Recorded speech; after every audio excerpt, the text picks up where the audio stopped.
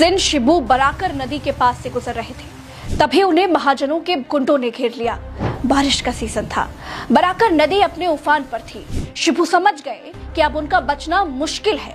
उन्होंने आओ देखा न ताओ अपनी रफ्तार बढ़ाई और बाइक समेत नदी में छलांग लगा दी। सभी को लगा कि शिबू सोरेन मर गए, लेकिन थोड़ी देर के बाद जो हुआ उसे लोगों ने दैवीय चमत्कार मान लिया। नमस्कार, आज कहानी आदिवासी समाज के भगवान, आदिवासी समाज के मसीहा कल्पना सोरेन के ससुर हेमंत सोरेन के पिता शिबू सोरेन की। शिबू सोरेन झारखंड के महाजनों के लिए काल थे। फिर कैसे एक अपर कास्ट डीएम ने उनको आदिवासियों का मसीहा घोषित कर दिया। कैसे हुई थी छोटे से शिबू सोरेन के पिता की हत्या। कैसे जान बचाने के लिए पुल से नदी में बाइक समेत छलांग लगा दी। कैसे तीर धनुष लेकर महाजनों पर वो टूट पड़ते थे। किस जिद में शिबू सोरेन ने बना दिया झारखंड नाम का नया राज्य। कैसे केवल 10 महीने में 3 बार मुख्यमंत्री बन गए। मनमोहन सिंह ने शिबू सोरेन से क्यों सरेंडर करने को कह दिया था। कैसे शिबू सोरेन आदिवासियों के लिए मसीहा बन गए। दोस्तों, गोदी मीडिया के सहारे खुद को डंका पति घोषित करा लेना बड़ा आसान है, लेकिन असली हीरो से मिलना है तो मेरे साथ इस कहानी में आगे चलिए। यकीन मानिए, आप रोमांच से भर जाएंगे। आपके भीतर भी कुछ करने का, समाज के किसी तरह से काम आने का जुनून हिलोरे मारने लगेगा। खासकर वो लोग शिबू सोरेन की कहानी को जरूर सुन लें जो जीवन में कुछ करना चाहते हैं। ये कहानी धरती पर बोझ बन चुके लोगों के लिए तो बिल्कुल नहीं है। वो इसे देखकर अपना समय कतई बर्बाद न करें। दोस्तों, शिबू सोरेन का जन्म 11 जनवरी 1944 को गोला प्रखंड के नेमरा गांव में हुआ था। तब झारखंड बिहार से अलग नहीं हुआ करता था। नेमरा बिहार के हजारीबाग जिले में आता था। 4 भाई बहनों में शिबू दूसरे नंबर पर आते थे। उनके पिता सोबरन सोरेन गांधीवादी टीचर थे। शिबू सोरेन के बचपन में 2 नाम थे, एक शिवलाल और दूसरा शिवचरण। क्योंकि शिबू सोरेन के दादा चरण मांझी रामगढ़ राजा के टैक्स तहसीलदार थे, इसीलिए परिवार आर्थिक तौर पर संपन्न था। हाई स्कूल में शिबू को हॉस्टल वाले स्कूल में डाल दिया गया। उन दिनों जाड़ा बहुत ज्यादा होने लगा था। 27 नवंबर की तारीख थी। 1957 का साल था। हॉस्टल में शिबू सोरेन को एक खबर मिलती है कि उनके पिता की हत्या कर दी गई है। महाजनों की सूदखोरी के खिलाफ उनके पिता आदिवासियों को जागरूक किया करते थे, इसी कारण उनके पिता को मार दिया गया। यही वो समय था जिसने शिबू सोरेन की जिंदगी 360 डिग्री पलट कर रख दी थी। सरकारी नौकरी में जाने वाला लड़का झारखंड का भाग्य विधाता बन गया। ये वो दौर था जब गोला और इसके आसपास के क्षेत्रों में सूदखोरों का बहुत आतंक था। सूदखोर पहले गांव वालों को कर्ज देते थे, फिर 500% तक सूद वसूलते थे। सूद यानी ब्याज ना दे पाने पर महाजन उनकी जमीनों पर कब्जा तक कर लेते थे। गांव वाले जब अपने खेत में धान उगाते थे तो महाजन धान उठवा ले जाते थे। शिबू 10वीं क्लास में थे। इस बात को वो बहुत अच्छी तरीके से समझ चुके थे कि पढ़ाई से ज्यादा जरूरी है महाजनों के खिलाफ आदिवासी समाज का इकट्ठा होना, उन सबको इकट्ठा करना। अपने पिता की तरह उन्होंने भी सूदखोर महाजनों के खिलाफ काम करना शुरू कर दिया। उन दिनों गोला मुरी रोड पर गोमती नदी पर पुल बन रहा था। गोला के किसान विशु महतो को महाजन के लोग जमीन हड़पने के लिए तंग कर रहे थे। पिता की हत्या के बाद भी शिबू सोरेन ने तय किया कि वो विशु की मदद तो करेंगे। शिबू ने महाजन के गुंडों से कहा कि वो विशु को परेशान न करें, और अगर उन्होंने ऐसा किया तो अंजाम अच्छा नहीं होगा। इलाके में पहली बार किसी ने गुंडों को गुंडों की तरह धमकी दी थी। महाजन के गुंडे दोबारा विशु को परेशान करने के लिए आए ही नहीं। इससे लोगों में शिबू सोरेन को लेकर विश्वास जागने लगा। लोग उनके साथ आ गए। नई उम्र के इस लड़के में उन्हें अपना मसीहा नजर आने लगा था, जो उनको सूदखोरों से मुक्ति दिला सकता था। शिबू का प्रभाव बढ़ता जा रहा था। आदिवासी लोगों ने कहा कि अगर राजनीति में हमारा व्यक्ति होगा तो हमारी बात सुनी जाएगी। अब तय हुआ कि शिबू सोरेन चुनाव लड़ेंगे। शिबू ने बरलंगा पंचायत के मुखिया के चुनाव के लिए पर्चा भरा। कहा जाता है कि अफसरों की मिली भगत की वजह से शिबू को चुनाव हरा दिया गया था। आदिवासी अपने ही खेतों में मजदूरों की तरह काम कर रहे थे। शिबू ने लोगों से कहा कि तीर धनुष उठाओ और जबरन धान काटो, हम देखेंगे कौन रोकता है। ये शिबू सोरेन का दूसरा रूप था। शिबू सोरेन के इस आह्वान पर लोगों ने उनका साथ देना शुरू कर दिया। शिबू सोरेन ने अपनी एक टोली बना ली उसमें कई मजबूत नौजवान थे। इन्हीं समर्थकों के बूते पर धान काटो अभियान शुरू कर दिया गया। बरलंगा पंचायत में जिन महाजनों ने आदिवासियों की जमीन को हड़प लिया था और वहां खेती कर रहे थे, शिबू उनके खेत से जबरन धान काट लिया करते थे। जिस खेत में धान काटना होता था उसके चारों ओर तीर धनुष लेकर शिबू सोरेन के साथी तैयार होते थे और महिलाएं धान काटती थी। इस फसल को गांव वालों के बीच में बांट दिया जाता था। इससे शिबू सोरेन की लोकप्रियता और बढ़ने लग गई। लोगों को उन पे विश्वास होने लग गया। लोग उन्हें अपना हीरो समझने लगे। 1970 का दशक था। सूदखोरों के खिलाफ आंदोलन चलाकर शिबू सोरेन बहुत चर्चित हुए, लेकिन महाजनों को अपना दुश्मन बना लिए। शिबू को रास्ते से हटाने के लिए महाजनों ने भाड़े के लोग जुटाए। उन दिनों आदिवासियों को जागरूक करने के लिए शिबू बाइक से गांव-गांव घूमते थे। शिबू सोरेन की बायोग्राफी दिशोम गुरु में लिखा है कि उस दिन शिबू बराकर नदी के पास से गुजर रहे थे, तभी उन्हें महाजनों के गुंडों ने घेर लिया। बारिश का सीजन था, बराकर नदी अपने उफान पर थी। शिबू समझ गए कि अब बचना मुश्किल है। उन्होंने आओ देखा न ताओ देखा, अपनी बाइक की रफ्तार बढ़ाई और सीधे बाइक समेत नदी में छलांग लगा दी। सभी को लगा कि उनका मरना तय है, लेकिन थोड़ी देर के बाद शिबू तैरते हुए नदी के दूसरे छोर पहुंच गए। लोगों ने इसे दैवीय चमत्कार माना।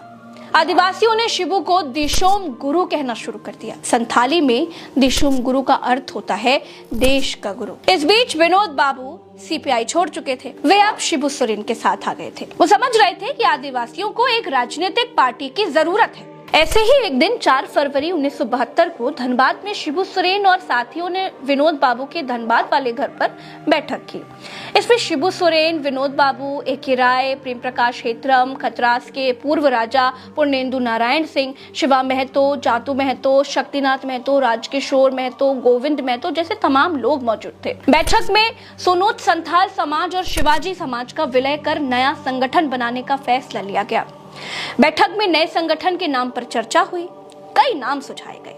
नए संगठन का नाम झारखंड मुक्ति मोर्चा यानी जेएमएम रखने का निर्णय किया गया। केंद्रीय समिति का गठन किया गया।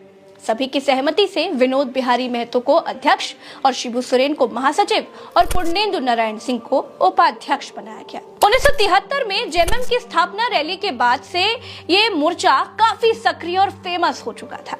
सूदखोरों का धान जबरदस्ती काटने के बाद शिबू के खिलाफ कई केस भी दर्ज हो चुके थे। पुलिस सरगर्मी से उनकी तलाश कर रही थी। कई जगह छापे मारे जा रहे थे। 4 फरवरी को जेएमएम का स्थापना दिवस आ रहा था। अध्यक्ष विनोद बिहारी जेल में थे। सबको लगा था कि इतने केसों के कारण शिबू आ नहीं पाएंगे। इसके बावजूद जेएमएम का स्थापना दिवस मनाना तय किया गया। धनबाद में कार्यक्रम स्थल पर भारी भीड़ जमा हो गई। शिबू को गिरफ्तार करने के लिए चप्पे चप्पे पर पुलिस तैनात की गई। थोड़ी देर में पुलिस को चकमा देकर शिबू सोरेन मंच पर प्रकट हुए। हजारों लोग उन्हें घेरे हुए खड़े थे क्योंकि उनका मसीहा सामने था। पुलिस मंच तक पहुंच नहीं पा रही थी। पुलिस को लगा कि भाषण के बाद वो शिबू सोरेन को गिरफ्तार कर लेंगे। पुलिस शिबू को खोजती रही, लेकिन वो भाषण के बाद गायब हो गए। फिर केबी सक्सेना धनबाद के नए उपायुक्त बनकर आए थे। उन्हें शिबू सोरेन को पकड़ने की जिम्मेदारी दी गई थी। शुरुआत में सक्सेना ने शिबू से निपटने के लिए एक सख्त प्लान बनाया। जब उन्हें पता चला कि शिबू आदिवासियों के हित में काम कर रहे हैं, तब उन्होंने शिबू को लेकर अपना नजरिया ही बदल दिया। सक्सेना बेहद निडर व्यक्ति थे। एक बार तो वो किसी तरह से जंगल के भीतर शिबू के ठिकाने तक पहुंच गए। शिबू की सुरक्षा के लिए सैकड़ों आदिवासी तीर कमान लेकर पहरा दे रहे थे। शिबू के पास आकर सक्सेना ने कहा, मैं धनबाद का नया टीसी यानी डीएम हूँ, आपसे मिलने आया हूँ। शिबू ने सक्सेना को अपने पास खाट पर बिठाया। सक्सेना की पूरी आओ भगत की गई। केबी सक्सेना ने शिबू सोरेन से कहा, आपको देखकर एक बात पता चली कि आप आदिवासियों के मसीहा हैं, लेकिन आपकी लड़ाई का तरीका गलत है। जंगल में रहकर कब तक लड़ते रहेंगे? आप कानून के सामने सरेंडर कर दीजिए, वरना किसी दिन पुलिस की गोली के शिकार हो जाएंगे। अगली बार केबी सक्सेना के साथ एसपी और कुछ और भी नए अफसर आए। पहरा दे रहे आदिवासियों को एकदम सख्त निर्देश था कि गिरफ्तारी होते ही हमला करना, वरना नहीं। सक्सेना पहुंचे, लेकिन कोई गिरफ्तारी नहीं हुई। वहां एक बड़ी सभा हुई जिसमें 25,000 आदिवासियों ने भाग लिया। सक्सेना ने कहा कि शिबू आदिवासियों के मसीहा है। ये बात पूरे राज्य में फैल गई। सूदखोर महाजनों ने इसका विरोध किया। समर्पण से पहले ही सक्सेना का तबादला हो गया। हालांकि जाने से पहले वो बिहार के सीएम जगन्नाथ मिश्र और पीएम इंदिरा गांधी को चिट्ठी लिख चुके थे। फिर नए डीसी आए, उनका भी शिबू से संपर्क जारी रहा। एक दिन शिबू को थाने आने के लिए कहा गया। ये वो समय था जब कोई हिम्मत तक नहीं कर सकता था। शिबू को बताया गया कि थाने से ही सीएम साहब आपसे बात कर लेंगे, इसके बाद आप पर लगे केसों को हटा दिया जाएगा। बात 1975 की है दोस्तों। एक दिन डीसी यानी डीएम शिबू सोरेन के ठिकानों पर पहुंचे। उन्हें बताया गया कि शिबू को कुछ दिन जेल में जाना पड़ेगा, लेकिन चीजों को ठीक किया जा सके इसके लिए प्रशासन ने समर्थकों को भरोसा दिलाया कि कुछ भी गलत नहीं होगा, धीरे धीरे सारे केस खत्म हो जाएंगे, लेकिन पहले शिबू को जेल जाना पड़ेगा। इस तरह शिबू सोरेन ने सरेंडर किया। कई दिन शिबू और उनके साथी धनबाद जेल में रहे। डीसी खुद उनकी सुविधाओं का ध्यान रख रहे थे। एक दिन शिबू को बोकारो ले जाया गया। वहां शिबू सोरेन और मुख्यमंत्री जगन्नाथ मिश्र की बातचीत हुई। सीएम ने शिबू से कहा कि धीरे धीरे केस हट रहे हैं, आप जमानत के लिए आवेदन कीजिए, प्रशासन विरोध नहीं करेगा, आप जेल से छूट जाएंगे। इसके कुछ दिन के बाद शिबू और उनके साथी जेल से बाहर आ गए। जुलाई 2000 में संसद का मॉनसून सत्र चल रहा था। शिबू सोरेन चाहते थे कि सरकार इसी सेशन में झारखंड बिल सदन में लेकर आए। शिबू ने दबाव बनाने के लिए दिल्ली में एक बड़ी रैली और प्रदर्शन का निर्णय लिया। झारखंड से सैकड़ों लोग और सभी दलों के बड़े बड़े नेता दिल्ली पहुंच गए। 25 जुलाई को शिबू के दिल्ली स्थित आवास से विरोध रैली निकाली गई। रैली जंतर मंतर से होते हुए संसद भवन की तरफ जाने लगी, तो पुलिस और सुरक्षा एजेंसियों ने उसे रोक लिया। जहां रैली को रोका गया वहीं से धरना शुरू हो गया और शिबू सोरेन ने कहा कि अगर झारखंड बिल नहीं आया तो झारखंड से देश भर में जो कोयला और अन्य खनिज जाता है ना, उसकी सप्लाई भी नहीं होने दी जाएगी। केंद्र की अटल बिहारी सरकार के हाथ पांव फूल गए। दोपहर बाद संसद में झारखंड का बिल गृह मंत्री लालकृष्ण आडवाणी ने पेश किया। झारखंड बिल आते ही ओडिशा के सांसदों ने सबसे पहले विरोध दर्ज कराना शुरू किया, जबकि बीजू जनता दल भी झारखंड मुक्ति मोर्चा की तरह एनडीए का सदस्य था। बीजेडी के सांसदों ने कहा कि सरायकेला खरसावां को ओडिशा को दे दिया जाए। सांसदों को मनाने की कोशिश की गई, लेकिन वो मानने के लिए तैयार ही नहीं थे। अब इधर शिबू सोरेन भी अड़ गए। उन्होंने साफ कह दिया कि अगर आप सरायकेला खरसावां का राग अलापना बंद नहीं करेंगे तो हम भी ओडिशा के मयूरभंज और क्योंझर और सुंदरगढ़ को झारखंड में शामिल करने का मुद्दा उठाएंगे।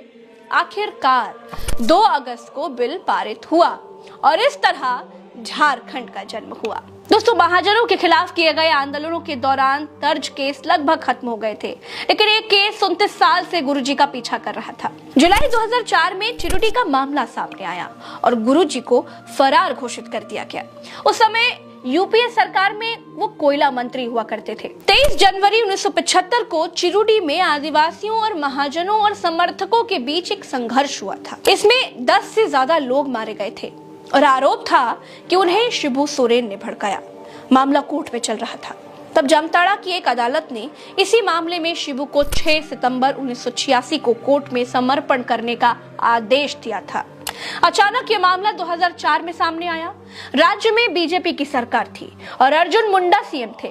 शिबू ने काउंटर किया, मैं सालों से विधायक, सांसद और मंत्री हूँ, तो फरार कैसे हो सकता हूँ? यह जानबूझकर राजनीति के कारण खोद कर निकाला गया मामला है। मामला संसद में उठा। विपक्ष में बैठी भाजपा ने शिबू सोरेन का इस्तीफा मांगा।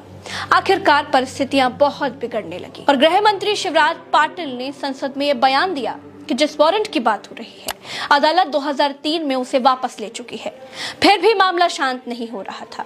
1986 में जो वारंट जारी किया गया वो तामील नहीं हुआ। इस वजह से 17 जुलाई 2004 को निचली अदालत ने फिर से वारंट जारी करने का आदेश दे दिया। अब यूपीए सरकार भी इस विवाद में पड़ना नहीं चाहती थी। अगले दिन पीएम मनमोहन सिंह और शिबू सोरेन की मुलाकात होती है और पीएम ने उनसे कहा कि आप इस्तीफा देकर समर्पण कीजिए। 20 जुलाई को जामताड़ा कोर्ट ने गुरुजी को भगौड़ा घोषित कर दिया। अब शिबू समझ चुके थे कि पुलिस उन्हें गिरफ्तार करके ही मानेगी। संसद में बीजेपी खूब हंगामा कर रही थी कि जो व्यक्ति कल तक पीएम से मिल रहा था वो गिरफ्तार क्यों नहीं हो पा रहा है। गुरुजी ने अपने बेटे हेमंत सोरेन के मार्फत इस्तीफा फैक्स करवाया।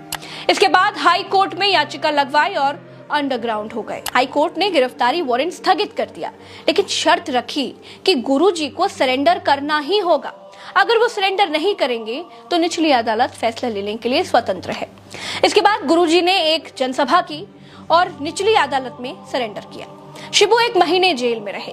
इसके बाद उन्हें हाई कोर्ट ने जमानत दे दी।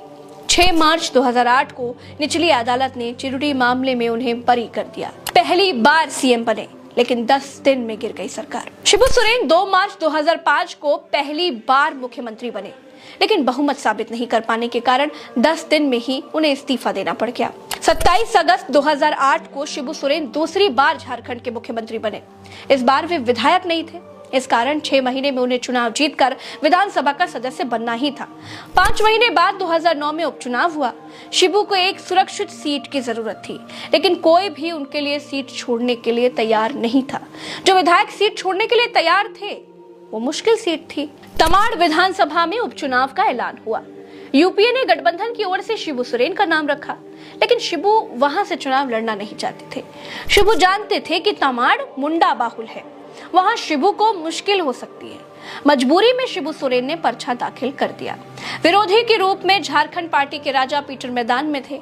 8 जनवरी 2009 को परिणाम आया तो सीएम शिबू सोरेन करीब 9000 वोट से वो उपचुनाव हार गए। आखिर में उन्हें इस्तीफा देना पड़ गया। 3 बार के कार्यकाल में सिर्फ 10 महीने की सरकार चलाई। दोस्तों, 3 बार के कार्यकाल में शिबू सोरेन को 10 महीने 10 दिन ही राज्य की कमान संभालने का मौका मिला। शिबू सोरेन पहली बार 2 मार्च 2005 को झारखंड के मुख्यमंत्री की कुर्सी पर बैठे।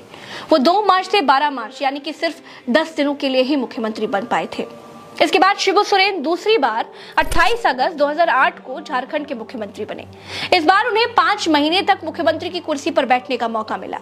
उन्होंने 18 जनवरी 2009 को मुख्यमंत्री पद से इस्तीफा दिया। फिर तीसरी बार 30 दिसंबर 2009 को शिबू सोरेन झारखंड के फिर से मुख्यमंत्री बने। इस बार फिर उन्हें 5 महीने की ही सरकार चलाने का मौका मिला। उन्होंने 31 मई 2009 को मुख्यमंत्री के पद से इस्तीफा दे दिया। इसके बाद का इतिहास तो आपको मालूम ही है। 2013 से 2014 तक शिबू सोरेन के बेटे हेमंत सोरेन मुख्यमंत्री रहे।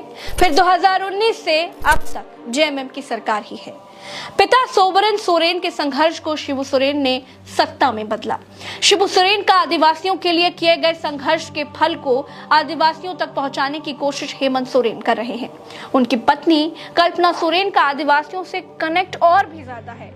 भारत में ज्यादातर राजसी परिवारों में यह देखा जाता है कि पिता के कमाए हुए पुण्य को बेटे गवा देते हैं, लेकिन शिबू सोरेन ने पिता के संघर्ष को आगे बढ़ाया। अब हेमंत सोरेन अपने पिता शिबू सोरेन के संघर्षों को और आगे ले जा रहे हैं। भले अब महाजनों की जगह कई एजेंसियों ने ले ली हो, लेकिन संघर्ष तो है। सिर्फ बेटा ही नहीं, शिबू सोरेन की बहू भी राजनीतिक मील में नए नए पत्थर स्थापित करती जा रही हैं।